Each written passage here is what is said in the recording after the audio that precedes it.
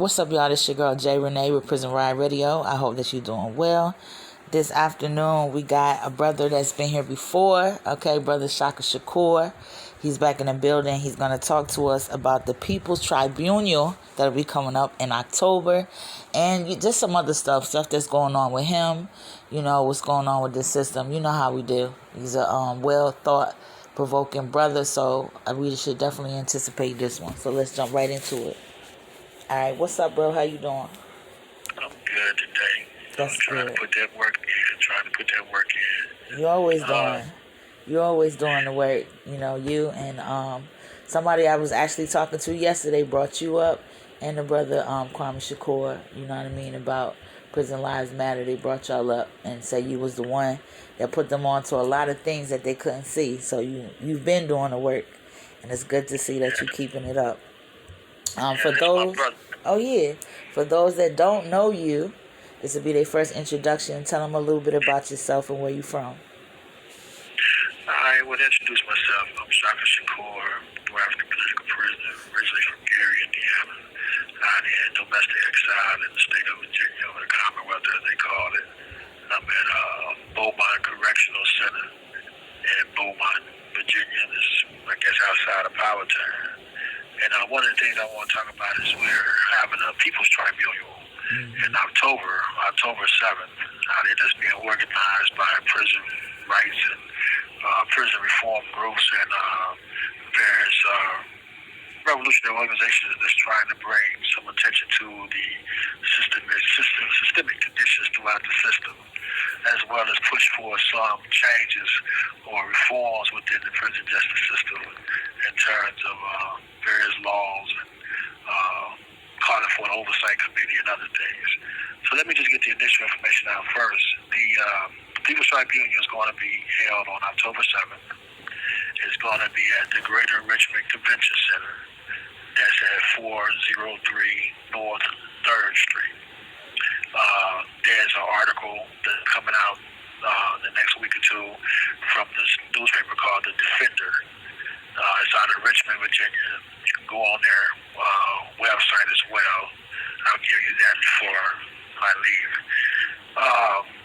And it details the points and issues that's primarily being raised. It also has photographs of the judges and the jurors that's going to be representing the tribunal and taking the testimonials and the testimonies of various prisoners and what have you. Okay.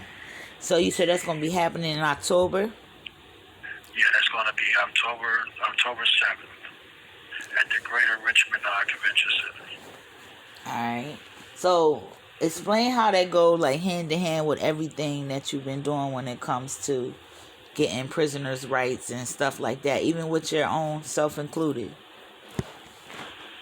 Right. Yeah, I mean, it ties in. I mean, it's not really so much. I mean, some aspects of it is reform, but the objective is to, one, put pressure on the Department of Corrections. We trying to get an oversight committee, amongst other things. They have elections coming up.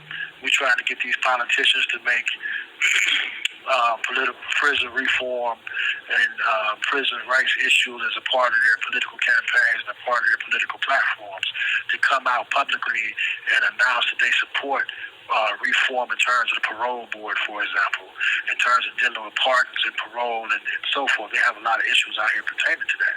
You know, we have issues of in certain regions of the state where we're being brutalized by openly racist. You know what I'm saying? People that belong to racist organizations, white nationalist organizations and whatnot, that's working within the department, and there's no real accountability for. You know, so we want to expose those things, and not only expose them, but we also want to build a grassroots movement and get people's families involved and whatnot in terms of calling for changes within the laws and policies within the system itself. You know, as it stands right now, you know, the parole board, they have way too much power over our lives. You know what I'm saying? Other aspects of the system itself, there's no checks and balances outside of the DOC. Right. Yeah, you're right about that. So let's go into what's going on with you. How are you doing? I mean, I'm going through some medical issues right now. I was diagnosed with having a cancerous tumor on my right kidney back in February, and I had to go January, February, which was aggressive. So I had to go in for surgery in April and have a partial kidney removal. But they removed the mass. So when I went back out for a follow-up, I was told that by one doctor, the margins weren't clear. Like when you have surgery and they remove a tumor, whatever, there's two colors that remain around the bone.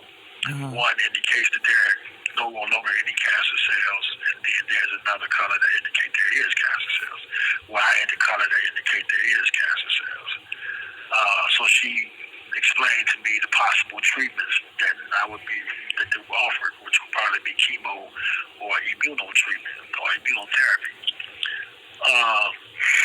So when I went back out here to talk to the surgeon, which they initially made me miss my initial appointment, but anyway, I finally spoke to him who did the surgery as a follow-up, who would be the one to outline any form of treatment. He told me that that he got all the cancer cells, that there was no cancer cells left. So when I challenged this, he again doubled down on that there were no cancer cells after he got it all.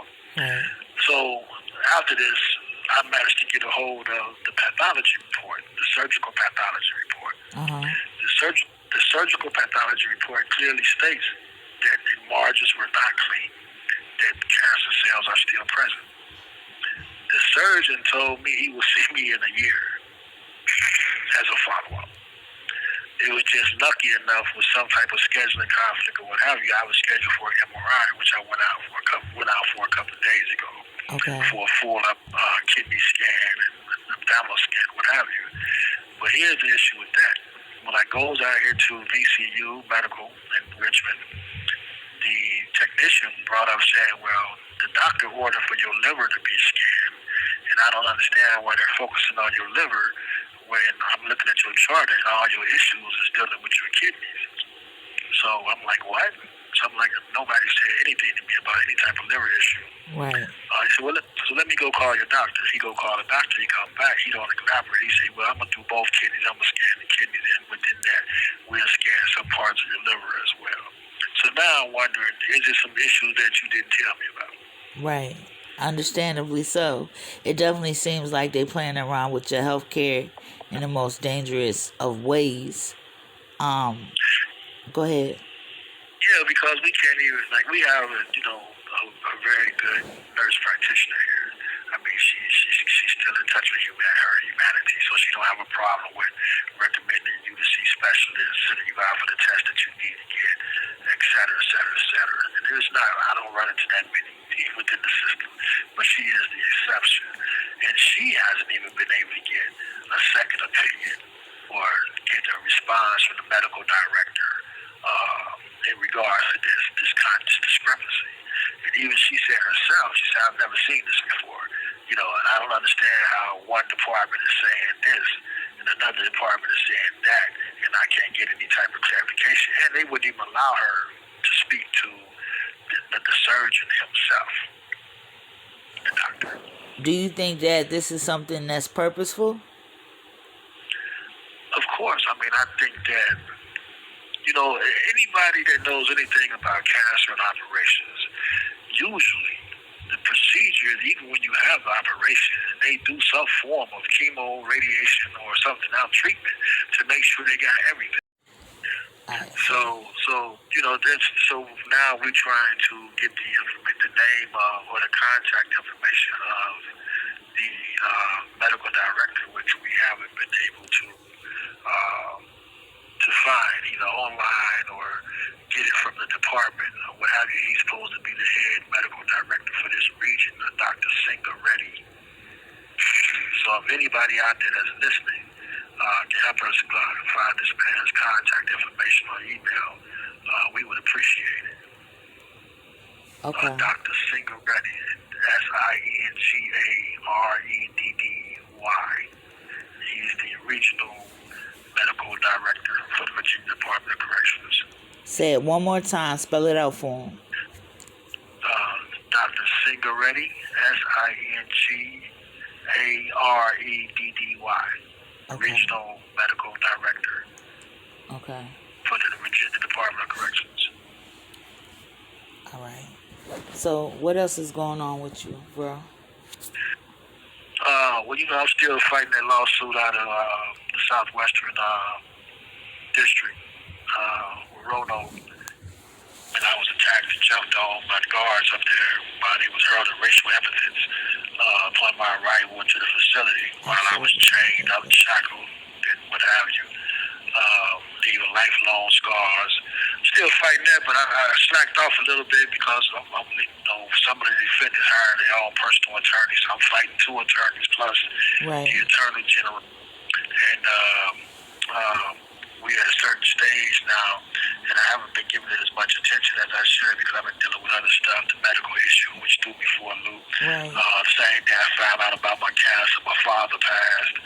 So it's just been a lot going on. You know what I'm saying? So I kind of been fighting that struggle in the court of public opinion. But with that being said, we do need legal representation and legal assistance, even if it's paralegal, in dealing with those issues, because that is a serious issue out here, and particularly in that region, particularly for the New African/Black prisoners, right? With dudes that's being ate up by dogs, canines, you know what I'm saying? Shit beat out of them, etc. This is some of what this tribunal is going to address, not only just the parole issue or medical issues, but also systemic conditions in terms of water, the water quality, for example, the high rate of cancers within the system itself, solitary confinement, you know what I'm saying, the geriatric parole and things of that nature, right? Yeah. Okay. So tell people how they can get in contact with you and how they can support. You can, you can contact to get further information. Hold on, just a second. You can contact me at Shaka Shakur at protonmail.com. But in terms of the tribunal itself, if you want to learn more information about it, you can go on their line on their website, and it's Defenders FJE at hotmail.com. It's spelled like the sound, DEFENDERS FJE at hotmail.com.